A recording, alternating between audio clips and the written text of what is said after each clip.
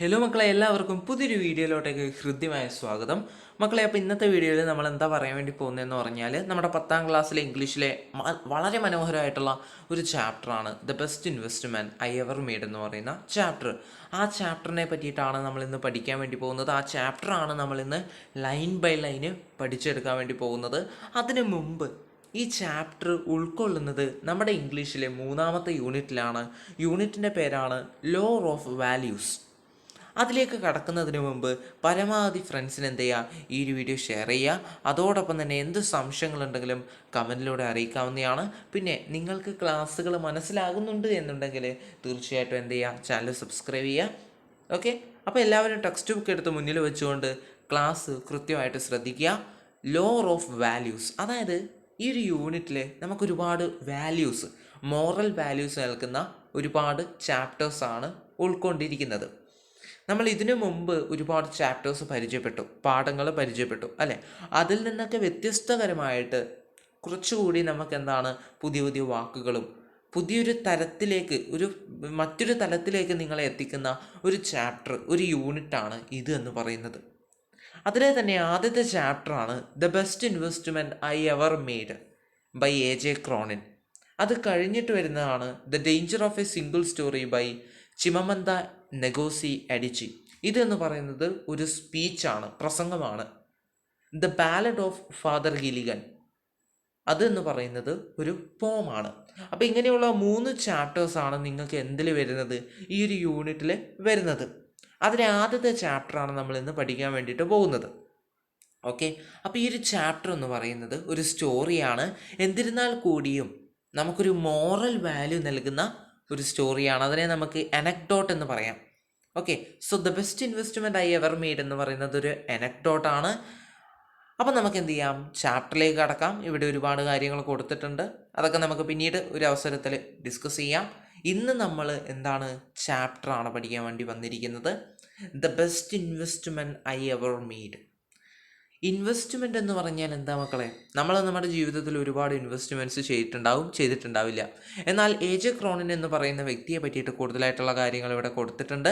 അപ്പോൾ A J Cronin എന്ന് പറയുന്ന വ്യക്തി അദ്ദേഹത്തിൻ്റെ ജീവിതത്തിൽ നടത്തിയിട്ടുള്ള ഏറ്റവും നല്ല ഇൻവെസ്റ്റ്മെൻറ്റ്സിൽ തന്നെ ഏറ്റവും നല്ല ഒരു ഇൻവെസ്റ്റ്മെൻ്റാണ്, ഒരു നിക്ഷേപമാണ് ഇത് എന്ന് പറയുന്നത് എന്നാണ് അദ്ദേഹം ഈ ഒരു ഹെഡിങ്ങിലൂടെ സൂചിപ്പിക്കുന്നത്. എന്താണ് അദ്ദേഹം നടത്തിയതിൽ വെച്ച് ഏറ്റവും നല്ല ഇൻവെസ്റ്റ്മെൻറ്റ്, നിക്ഷേപം എന്നൊന്നും ഇവിടെ പറയുന്നില്ല. The best investment I ever made, എൻ്റെ ജീവിതത്തിൽ ഞാൻ നടത്തിയിട്ടുള്ളതിൽ വെച്ച് ഏറ്റവും നല്ല നിക്ഷേപം, ഇതാണ് ഇതിൻ്റെ മലയാളം. അതായത് എൻ്റെ ജീവിതത്തിൽ ഞാൻ നടത്തിയിട്ടുള്ള ഇൻവെസ്റ്റ്മെൻറ്റ്സിൽ, നിക്ഷേപങ്ങളിൽ ഏറ്റവും മികച്ചത് എന്താണ് അദ്ദേഹം ഇവിടെ സൂചിപ്പിച്ചിരിക്കുന്നത് എന്നൊക്കെ നമുക്ക് ഈ ഒരു ചാപ്റ്റർ പഠിച്ചു കഴിയുമ്പോൾ മനസ്സിലാകുന്നതായിരിക്കും. അപ്പം എ ജെ ക്രോണിൻ എന്ന് പറയുന്ന വ്യക്തി നമുക്ക് നറേറ്റ് ചെയ്തു തരുന്ന രീതിയിലാണ് ഈ ഒരു കഥ മുന്നോട്ട് പോകുന്നത്. ഓക്കെ, അതായത് അദ്ദേഹം തന്നെയാണ് ഞാൻ, എൻ്റെ എന്നൊക്കെ പറഞ്ഞിട്ടാണ് അദ്ദേഹം ഈ ഒരു സ്റ്റോറി മുന്നോട്ട് കൊണ്ടുപോകുന്നത്. അദ്ദേഹത്തിൻ്റെ ഒരു അനുഭവമാണ് ഇവിടെ കൊടുത്തിരിക്കുന്നത്. ഓക്കെ, അപ്പോൾ നമുക്ക് എന്ത് ചെയ്യാം, ചാപ്റ്ററിലേക്ക് കടക്കാം. ഇൻവെസ്റ്റ്മെൻ്റ് എന്ന് പറയുമ്പോൾ, നിക്ഷേപം എന്ന് പറയുമ്പോൾ നമ്മൾ ലാഭം പ്രതീക്ഷിച്ചു കൊണ്ട് ചെയ്യുന്ന കാര്യങ്ങളായിരിക്കും അല്ലേ ഒട്ടുമിക്കതും. എന്നാൽ ലാഭം പ്രതീക്ഷിക്കാതെ ചെയ്യുന്ന കാര്യങ്ങളാണ് ഏറ്റവും നല്ല. നമ്മൾ ലാഭമൊന്നും പ്രതീക്ഷിക്കാതെ ചെയ്യുന്ന ഇൻവെസ്റ്റ്മെൻ്റാണ്, നിക്ഷേപമാണ് ഏറ്റവും വലിയ നിക്ഷേപം എന്ന് തെളിയിച്ചൊരു വ്യക്തി, ഒരു കഥയാണ്, ഒരു സ്റ്റോറിയാണ്, ഒരു ചാപ്റ്ററാണ് ഇത്. ഓക്കെ, അത് ഈ പറഞ്ഞ വരികളുടെ മീനിങ് നിങ്ങൾക്ക് ഈ ഒരു ചാപ്റ്റർ പഠിച്ചു കഴിയുമ്പോൾ തീർച്ചയായിട്ടും മനസ്സിലാവുന്നതായിരിക്കും കേട്ടോ. ഓക്കെ, അപ്പോൾ നമുക്ക് എന്ത് ചെയ്യാം, ചാപ്റ്ററിലേക്ക് കടക്കാം. വളരെ സിമ്പിളായിട്ടുള്ള ചാപ്റ്ററാണ്. ഒറ്റ പ്രശ്നം മാത്രമേ ഉള്ളൂ. അതായത് പ്രശ്നം എന്ന് പറയാൻ വേണ്ടി പറ്റില്ല, നിങ്ങളെ സംബന്ധിച്ചിടത്തോളം പുതിയ പുതിയ വാക്കുകളുണ്ട്. അതിനെന്താ, അത് നല്ലതല്ലേ, പുതിയ പുതിയ വാക്കുകൾ നമുക്ക് പഠിച്ചെടുക്കാൻ വേണ്ടി പറ്റും. വളരെ സിമ്പിളായിട്ടുള്ള ചാപ്റ്ററാണ്, വളരെ ഇൻട്രസ്റ്റിംഗ് ആയിട്ടുള്ളൊരു ചാപ്റ്ററാണ്. അപ്പോൾ നമുക്ക് എന്ത് ചെയ്യാം, ചാപ്റ്ററിലേക്ക് കടക്കാം. എല്ലാവരും പഠിക്കാൻ വേണ്ടി ഇൻട്രസ്റ്റോട് കൂടിയിട്ട് ഇരിക്കുകയാണെന്നാണ് വിശ്വസിക്കുന്നത്. അപ്പോൾ നമുക്ക് ചാപ്റ്ററിലേക്ക് കടക്കാം. മീനിങ് ഒക്കെ കൃത്യമായിട്ട് എഴുതിയെടുക്കുക കേട്ടോ. On the second day out from New York, while making the round of the promenade deck, I suddenly became aware that one of the passengers was watching me closely, following me with his gaze every time I passed. എന്താ പറഞ്ഞിരിക്കുന്നത്, on the second day, രണ്ടാമത്തെ ദിവസം out from New York while making the round of the promenade deck. അതായത് A J Cronin എന്ന് പറയുന്ന വ്യക്തി കപ്പൽ യാത്രയിലാണ് ഉള്ളത്. ഷിപ്പിൽ അദ്ദേഹം ഇങ്ങനെ യാത്ര ചെയ്യാണ്. അദ്ദേഹം മാത്രമല്ല, വലിയൊരു ഷിപ്പാണ്, അതിൽ ഒരുപാട് യാത്രക്കാരുണ്ട്. ഓക്കെ, അപ്പോൾ അങ്ങനെയുള്ളൊരു ഷിപ്പിൽ ഇദ്ദേഹം കൂടിയുണ്ട്, എ ജെ ക്രോണിൻ എന്ന് പറയുന്ന വ്യക്തി കൂടിയുണ്ട്. അങ്ങനെ അദ്ദേഹം ആ ഒരു ഷിപ്പിൽ യാത്ര ചെയ്യാണ്. അവരുടെ രണ്ടാമത്തെ ദിവസമാണ്, ആ ഒരു ഷിപ്പ് യാത്രയുടെ രണ്ടാമത്തെ ദിവസമാണ്. ഇപ്പം ന്യൂയോർക്കിന് പുറത്തെത്തി. ഔട്ട് ഫ്രം ന്യൂയോർക്ക് എന്ന് പറഞ്ഞാൽ ന്യൂയോർക്കിന് പുറത്തെത്തി, അതായത് ന്യൂയോർക്ക് കഴിഞ്ഞു, ന്യൂയോർക്കിന് പുറത്തെത്തി കപ്പൽ. Okay, while making the round of the promenade deck. Promenade deck എന്ന് പറഞ്ഞാൽ നമ്മളെ ഷിപ്പിൽ നടക്കാനൊക്കെയുള്ള സ്പേസ് ഇല്ലേ മക്കളെ, നമ്മളെ ഷിപ്പിൽ അങ്ങോട്ടും ഇങ്ങോട്ടൊക്കെ നടക്കാൻ വേണ്ടിയിട്ടുള്ള ഒരു സ്പേസ് ഉണ്ട്. അതിനെയാണ് നമ്മൾ പ്രൊമിനേഡ് ഡക്ക് എന്നുകൊണ്ട് ഉദ്ദേശിക്കുന്നത്. അങ്ങനെ ആ പ്രൊമിനേഡ് ഡക്ക് എന്ന് പറയുന്ന ആ ഒരു സ്ഥലത്ത് എ ജെ ക്രോണിൻ എന്താണ്, അങ്ങോട്ടും ഇങ്ങോട്ടൊക്കെ ആയിട്ട് ഇങ്ങനെ നടന്ന് നിൽക്കുകയായിരുന്നു. I suddenly became aware that one of the passengers was watching me closely. ആ ഒരു സമയത്താണ് suddenly became aware, I suddenly became aware, ആ ഒരു സമയത്താണ് ഞാൻ പെട്ടെന്ന് ശ്രദ്ധിച്ചത്. അവെയർ എന്ന് പറഞ്ഞാൽ ശ്രദ്ധിച്ചത്.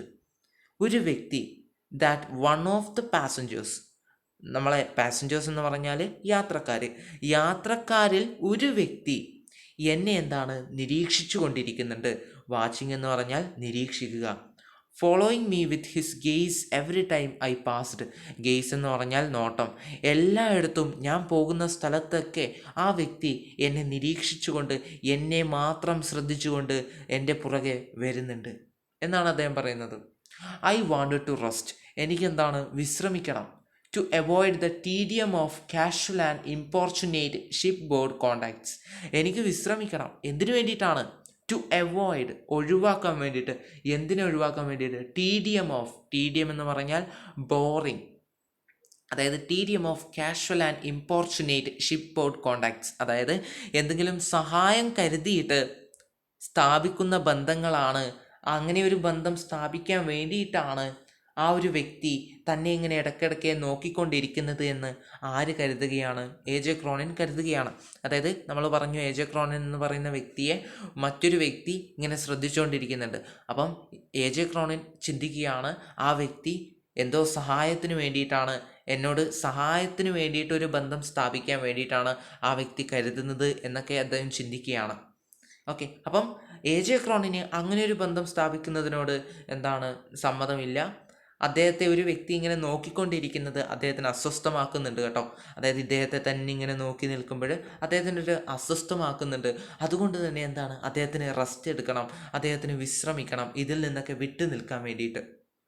I gave no sign of having noticed the man. ഞാൻ എന്താണ്, ആ വ്യക്തിയെ ഞാൻ ശ്രദ്ധിക്കുന്നുണ്ടെന്ന് എന്താണ് ഒരു തരത്തിലും മറ്റുള്ളവരെ തോന്നിപ്പിച്ചില്ല. അതായത് എ ജെ ക്രോണിൻ എന്താണ്, ആ വ്യക്തി തന്നെ നോക്കുന്നുണ്ടെന്ന് മനസ്സിലാക്കിയതുപോലെ എന്താണ്, അഭിനയിച്ചില്ല. അങ്ങനെ പറയാൻ വേണ്ടി പറ്റില്ല അല്ലേ? അതായത് ഒന്നുമില്ല, ആ വ്യക്തി തന്നെ നോക്കുന്നുണ്ടെന്ന് എ ജെ ക്രോണിന് അറിയാം അല്ലേ, അറിയാം. പക്ഷെ അത് അറിയാത്ത പോലെ അദ്ദേഹം എന്ത് ചെയ്തു, അഭിനയിച്ചു. അത്രേ ഇവിടെ പറയുന്നുള്ളൂ. Yet there was nothing importunate about him. Importunate എന്ന് പറഞ്ഞാൽ സഹായം എന്നൊക്കെയുള്ള അർത്ഥമാണ് വരുന്നത്. അതായത് പിന്നീട് അദ്ദേഹത്തിന് മനസ്സിലായി, ആ വ്യക്തി സഹായം തേടി എത്തുന്നതല്ല. ഓൺ ദ കോൺട്രറി, അതായത് കോൺട്രറി എന്ന് പറഞ്ഞാൽ ഓപ്പോസിറ്റ്, പകരം he seemed affected by a troubled rather touching diffidence. Diffidence എന്ന് പറഞ്ഞാൽ ഷൈ എന്നൊക്കെ പറയില്ലേ, അങ്ങനെയുള്ള ഒരു അർത്ഥമാണ്. അതായത് എനിക്ക് തോന്നുന്നത്, ആ വ്യക്തിയെ കാണുമ്പോൾ അദ്ദേഹത്തിന് എന്നോട് എന്തോ പറയാനുണ്ട്, എന്നാൽ അത് വന്ന് എൻ്റെ അടുത്ത് വന്ന് പറയാനുള്ള ധൈര്യം അദ്ദേഹത്തിനില്ല. അദ്ദേഹം എന്താണ്, ഒരു വലിയൊരു പ്രശ്നത്തിലാണുള്ളത്. അദ്ദേഹം എന്താണ്, ഇങ്ങനെ വലിയൊരു സമ്മർദ്ദം അനുഭവിക്കുന്നുണ്ട്, എന്തൊക്കെയോ പ്രശ്നങ്ങൾ പോലെയൊക്കെ ഉണ്ട് അദ്ദേഹത്തിന്. എന്നോട് വന്ന് എന്തോ സംസാരിക്കണം, പക്ഷേ ഇങ്ങനെ സംസാരിക്കണം എന്നുള്ള വലിയൊരു ആഗ്രഹം അദ്ദേഹത്തിൻ്റെ മനസ്സിലുണ്ട്. പക്ഷെ എൻ്റെ അടുത്ത് വന്ന് നിൽക്കാൻ അദ്ദേഹത്തിന് ബുദ്ധിമുട്ടുമാണ്. അത് ആർക്കും മനസ്സിലായി? എ ജെ ക്രോണിൻ എന്ന് പറയുന്ന വ്യക്തിക്ക് മനസ്സിലായി. ഇവിടെ എൻ്റേത്, ഞാൻ എന്നൊക്കെ പറയുന്നത് ആരാണ്? A J ക്രോണിനാണ്. ഓക്കെ, അതുകൊണ്ടാണ് നമ്മൾ ആദ്യമേ പറഞ്ഞത് എ ജെ ക്രോണിൻ നെറേറ്റ് ചെയ്തു തരുന്ന രീതിയിലാണ് കഥ മുന്നോട്ട് പോകുന്നത് എന്ന്. He was in his early 40s. He എന്നിവിടെ ഉദ്ദേശിച്ചത് ആരെയാണ്? എ ജെ ക്രോണിനെയാണ്. അദ്ദേഹത്തിൻ്റെ പ്രായം എന്ന് പറയുന്നത് ഏകദേശം 41, 42, 43. ഓക്കെ. ഏർലി 40s എന്ന് പറഞ്ഞാൽ ഏകദേശം 40-നോടടുത്തുള്ള പ്രായം. 41 42 43 okay. Rather short in build with a fair complexion and clear blue eyes. അപ്പം നല്ല നീല കണ്ണാണ്. കോംപ്ലക്ഷൻ എന്ന് പറഞ്ഞാൽ വൈറ്റ് കളറാണ്. അതേപോലെ തന്നെ എന്താണ്, വലിയ നീട്ടമൊന്നുമില്ലാത്ത ഒത്ത നീട്ടമുള്ള ഒരു വ്യക്തിയാണ്. Okay. His thin hair had begun to recede from his forehead. Thin hair എന്ന് പറഞ്ഞാൽ നേർത്ത മുടി.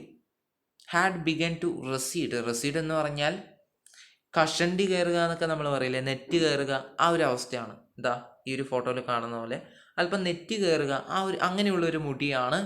അതെന്താണ്, ഫ്രം ഹിസ് ഫോർഹെഡ്. ഫോർഹെഡ് എന്ന് പറഞ്ഞാൽ നെറ്റി, അതായത് നെറ്റിയിൽ നിന്നും അദ്ദേഹത്തിൻ്റെ മുടി അല്പം കയറിയിട്ടുണ്ട്, അത്രേ ഉദ്ദേശിക്കുന്നുള്ളൂ. His dark suit, sober tie and rimless spectacles gave evidence of a serious and reserved disposition. ഒന്നുമില്ല, സിമ്പിളാണ്.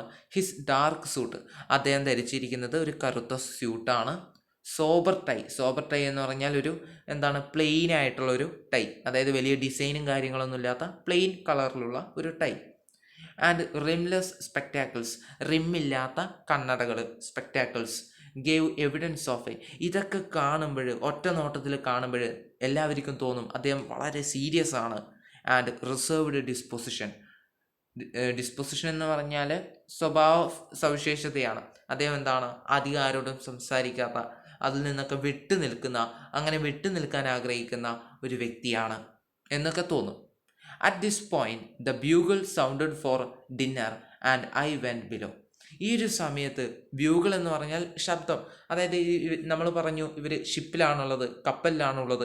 ആ ഒരു സമയത്ത് ഭക്ഷണം കഴിക്കാൻ വേണ്ടിയിട്ട് ഇവരെ എങ്ങനെയെങ്കിലും അറിയിക്കണമല്ലോ. ആ ഒരു യാത്രക്കാരെ ഭക്ഷണം കഴിക്കണമെന്ന് അറിയിക്കുന്ന ഒരു ശബ്ദം, അതിനെയാണ് നമ്മൾ ബ്യൂഗിൾ എന്ന് പറയുക. അങ്ങനെ ബ്യൂഗിൾ മുഴങ്ങി. ഓക്കെ.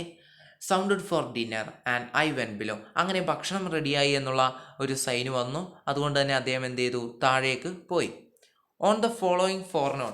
അങ്ങനെ അതൊക്കെ കഴിഞ്ഞിട്ട് പിന്നീട് വന്ന ഉച്ച സമയം, ഫോർനോൺ എന്ന് പറഞ്ഞാൽ ഉച്ച സമയം. I again observed my fellow Voyager watching me earnestly from his duck chair. വീണ്ടും ഞാൻ ശ്രദ്ധിച്ചു ആ ഒരു വ്യക്തിയെ. വോയേജർ എന്ന് പറഞ്ഞാൽ ഷിപ്പിലൊക്കെ യാത്ര നടത്തുന്ന വ്യക്തിയാണ് നമ്മൾ വോയേജർ എന്ന് പറയുന്നത്. അങ്ങനെ വീണ്ടും ഞാൻ ആ ഒരു വ്യക്തിയെ, എന്നെ ശ്രദ്ധിച്ചുകൊണ്ടിരിക്കുന്ന വ്യക്തിയെ, എ ജെ ക്രോണിൻ എന്ന് പറയുന്ന ഞാൻ ശ്രദ്ധിക്കുകയാണ്. Now a lady was with him. ഇപ്പോഴ് അവൻ്റെ കൂടെ, ആ ഒരു വ്യക്തിയുടെ കൂടെ ഒരു പെൺകുട്ടി അല്ലെങ്കിൽ ഒരു സ്ത്രീ കൂടിയുണ്ട്. Obviously his wife. അത് തീർച്ചയായിട്ടും ആര് തന്നെയായിരിക്കും, എന്നെ ശ്രദ്ധിച്ചുകൊണ്ടിരിക്കുന്ന ആ ഒരു വ്യക്തിയുടെ ഭാര്യയായിരിക്കും. The situation by this time had begun to intrigue me. Intrigue എന്ന് പറഞ്ഞാൽ ട്രബിൾ, എന്താണ്, താല്പര്യം എന്നൊക്കെയുള്ള അർത്ഥമാണ്. അതായത് ഇപ്പം തൊട്ടിട്ട്, ഈ നിമിഷം തൊട്ടിട്ട് എനിക്ക് എന്താണ്, ആരാണ്, അവരെന്തിനാ എന്നെ ഇങ്ങനെ നോക്കുന്നത്, ഇതൊക്കെ അറിയാൻ വേണ്ടിയിട്ട് വല്ലാത്തൊരു താല്പര്യമാണ്. അതെന്നെ അസ്വസ്ഥമാക്കുന്നു.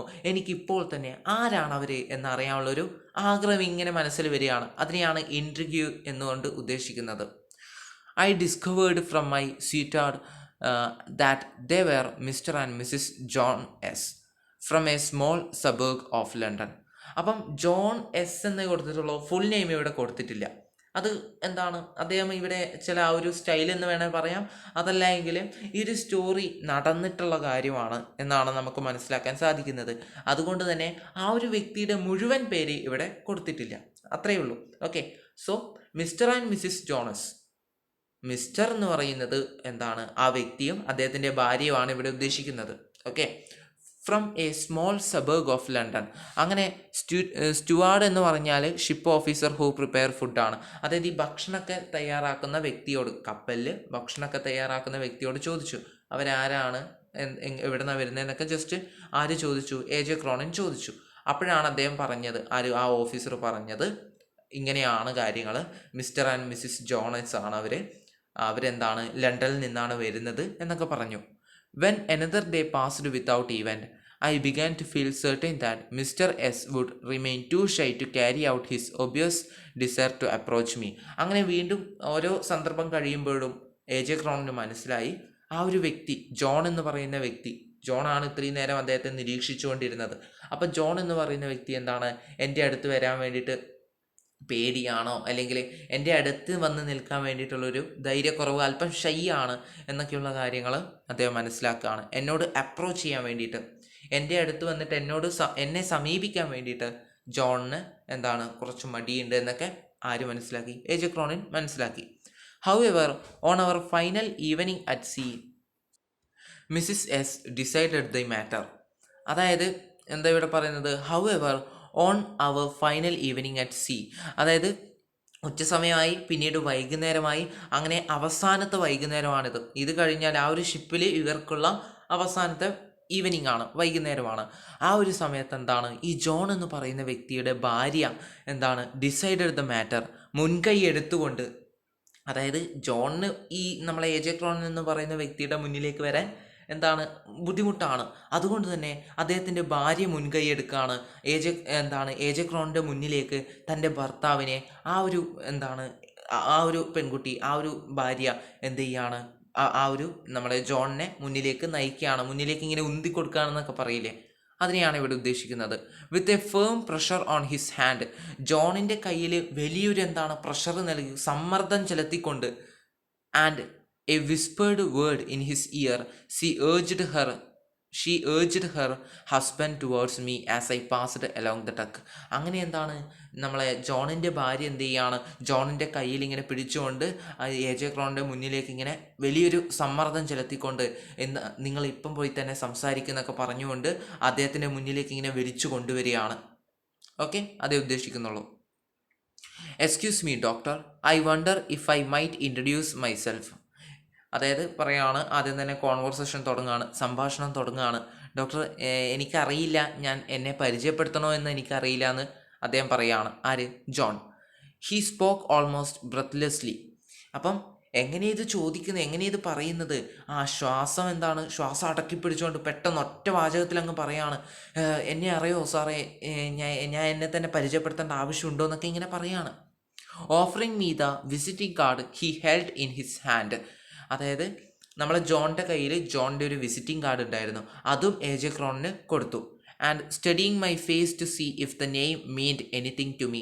എന്നിട്ട് എ ജെ ക്രോണിൻ്റെ മുഖത്ത് ഇങ്ങനെ നോക്കിക്കൊണ്ടിരിക്കുകയാണ്. അതായത് ആ കാർഡിലെ പേരും ആ കാർഡിലെ അഡ്രസ്സൊക്കെ കാണുമ്പോൾ എ ജെ ക്രോണിന് ഇത് ആരാണെന്ന് മനസ്സിലാകുന്നുണ്ട് എന്ന് ജോൺ ഇങ്ങനെ നിരീക്ഷിക്കുകയാണ് എ ജെ ക്രോണിൻ്റെ മുഖം. അതായത് നമുക്കൊരു വ്യക്തിയെ പരിചയം വരുമ്പോൾ നമ്മുടെ മുഖഭാവം വ്യത്യാസം വരുമല്ലോ, അത് ശ്രദ്ധിക്കുകയാണ് John. Okay, my face to see if the name meant anything to me. Then as it plainly did not, he went on with the same awkwardness. അങ്ങനെ എനിക്ക് മനസ്സിലായില്ല എന്ന് ജോണിന് മനസ്സിലായപ്പോഴും, അതായത് എ ജെ ക്രോണിനെ ഇത് നോക്കി, എന്നിട്ട് വലിയ വ്യത്യാസമൊന്നുമില്ല മുഖഭാഗത്ത്. അപ്പം ജോണിന് മനസ്സിലായി, എന്നെ മനസ്സിലായില്ല, എന്നെ ഓർമ്മ വന്നില്ല എന്ന് ജോണിന് മനസ്സിലായ സമയത്ത് ജോണിൻ്റെ മുഖം ആകെ വല്ലാതെയായി. കാരണം ഈ കാർഡ് കൊടുത്തു, എന്നിട്ട് അദ്ദേഹത്തിന് മനസ്സിലായില്ല, അപ്പം എന്നെ അദ്ദേഹത്തിന് ഓർമ്മയില്ല, അപ്പം ഇനി അടുത്തത് എന്താ ഞാൻ ചെയ്യുക എന്നൊക്കെയുള്ള ചിന്തിച്ചിട്ടാണ്. If you could spare a few minutes, താങ്കൾക്ക് അല്പസമയം മാറ്റിവെക്കാൻ വേണ്ടി പറ്റുമോ? My wife and I would like to have a word with you. എനിക്കും എൻ്റെ ഭാര്യയ്ക്കും താങ്കളോട് അല്പം സംസാരിക്കാനുണ്ട് എന്ന് പറഞ്ഞ് നിർത്തുകയാണ്. നിർത്തിയോ? ഇല്ല, ബാക്കി കാര്യങ്ങളുണ്ട്. പക്ഷെ നമ്മൾ ഈ ഒരു വീഡിയോ ഇവിടെ വെച്ച് അവസാനിപ്പിക്കുകയാണ്. പാർട്ട് 1 വീഡിയോ ആയിട്ട് നമ്മളിത് അപ്ലോഡ് ചെയ്തു. ഇനി പാർട്ട് 2 വീഡിയോ എന്ത് ചെയ്യുന്നതായിരിക്കും, ഈ ഒരു വീഡിയോയുടെ ഡിസ്ക്രിപ്ഷൻ ബോക്സിൽ നൽകുന്നതായിരിക്കും ലിങ്ക്. അപ്പം അതെടുത്ത് കാണുക. ഓക്കെ, കാണാതെ പോകരുത്. ഈ ഒരു പാർട്ട് 1 വീഡിയോ മാത്രം കണ്ടുകൊണ്ട് നിങ്ങൾ എന്ത് ചെയ്യരുത്, ഈ ഒരു ചാപ്റ്റർ ഒഴിവാക്കരുത്. പാർട്ട് 2 വീഡിയോ നിർബന്ധമായിട്ടും കണ്ടിരിക്കണം കേട്ടോ. കണ്ടവർ കമൻറ്റ് ചെയ്യണം, സംശയങ്ങളൊക്കെ കമൻറ്റ് ചെയ്യാം. ഓക്കെ, പിന്നെ നിങ്ങൾക്ക് ചോദ്യങ്ങൾ ചോദിക്കാം. കമൻറ്റിലൂടെ നിങ്ങൾക്ക് നിങ്ങളുടെ സുഹൃത്തുക്കളോട് എന്ത് ചെയ്യാം, ചോദ്യങ്ങൾ ചോദിക്കാം ഈ ഒരു ചാപ്റ്ററായിട്ട് ബന്ധപ്പെട്ടിട്ടുള്ള. ഓക്കെ, നിങ്ങൾക്ക് തന്നെ സ്വയം ചോദ്യങ്ങൾ പ്രിപ്പയർ ചെയ്യാം. അത് വളരെ ഇമ്പോർട്ടൻ്റ് ആയിട്ടുള്ള കാര്യമാണ്, വെറുതെ ഞാൻ പറയുന്നതല്ല കേട്ടോ. ഇനി തൊട്ടിട്ട് നമ്മുടെ കമൻറ്റ് ബോക്സിൽ നിങ്ങൾ സ്വയം ചോദ്യങ്ങൾ ചോദിക്കുക. നിങ്ങളുടെ മറ്റു സുഹൃത്തുക്കൾ അതിന് ഉത്തരം നൽകുമെന്ന് നമുക്ക് നോക്കാമല്ലോ. ഓക്കെ, അപ്പം എന്ത് ചെയ്യുക, ചോദ്യങ്ങൾ ചോദിക്കുക. നിങ്ങൾ തന്നെ ചോദ്യങ്ങൾ ക്രിയേറ്റ് ചെയ്യുക. എന്തുകൊണ്ടാണ് ജോണ് എ ജെ ക്രോണിൻ്റെ മുന്നിലേക്ക് ഭയന്ന് പോയത് എന്നൊക്കെ, ഭയന്നുകൊണ്ട് മുന്നോട്ട് പോയത് എന്നൊക്കെയുള്ള അങ്ങനെയുള്ള ചെറിയ ചെറിയ ചോദ്യങ്ങളും, എന്ത് ചോദ്യം ആയിക്കോട്ടെ, നിങ്ങൾ ചോദ്യം ചോദിക്കുക. ഓക്കെ, കമൻറ്റിലൂടെ അപ്പം അങ്ങനെയുള്ള ചോദ്യങ്ങളൊക്കെ ചോദിക്കുക കേട്ടോ. അപ്പം ഈ ഒരു വീഡിയോയുടെ അവസാനിക്കുകയാണ്. നമുക്ക് പാർട്ട് 2 വീഡിയോ ആയിട്ട് വീണ്ടും കാണാം. See you soon in next video. By.